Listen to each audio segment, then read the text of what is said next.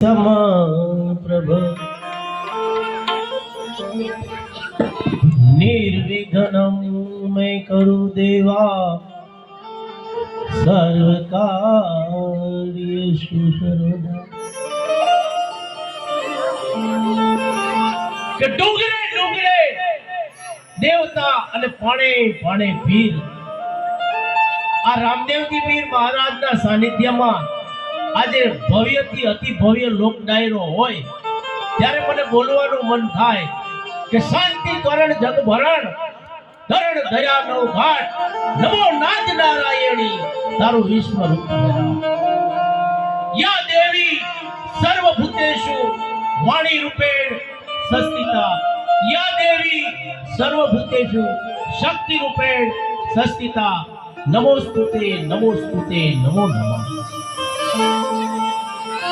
ઘણા સમયની વાત છે મિત્રો, છેલ્લા બે વર્ષથી હું આ કુબેરનગરની ભૂમિમાં આવતો જતો હતો। મેં ઘણી વખત એવો સંકલ્પ કરેલો કે આજે રામદેવ પીર મહારાજના સાનિધ્યની અંદર ગુજરાત રાજ્ય સંગીત નાટક અકાદમી ના આર્થિક સહયોગથી એક ભવ્યથી અતિ ભવ્ય મારા મિત્ર હંસરાજભાઈ રાઠોડ એમને હું મળ્યો કે મારે આવો કાર્યક્રમ કરવો છે, પણ માનવ કે મેં બળવાન, આ બધી ઈશ્વરની માયા છે, સમય અને સંજોગ વગર કોઈ વસ્તુ થતી નથી। આ કાર્યક્રમ ના થવા એના 2 વર્ષ વીતી ગયા પછી મારા સ્નેહી મેં એને એક જ વખત વાત કરી કે ભાઈ મુકેશભાઈ આ રીતનો કાર્યક્રમ છે, આપ મને સાથ સહકાર આપો તો આ કાર્યક્રમનું આયોજન કરીએ।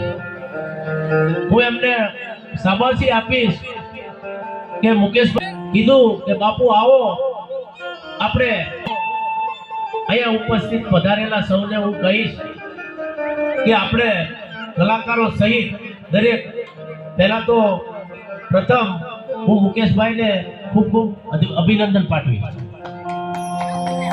આપણે બીજા જેની જોટાતા વાટું એ અમને સામા મળ્યા।